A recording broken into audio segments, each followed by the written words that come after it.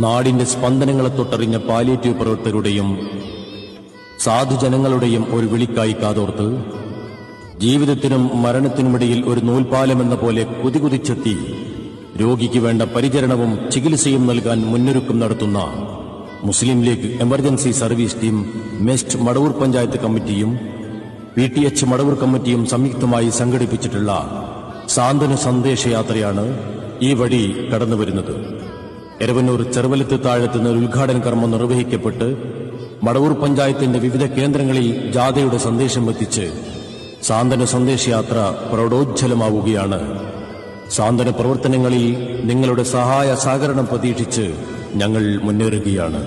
ഇത് നിസ്സഹായരുടെ നിലവിളിക്കുള്ള ഉത്തരമാണ്. ആശയറ്റുപോയവന്റെ പ്രതീക്ഷയാണ്.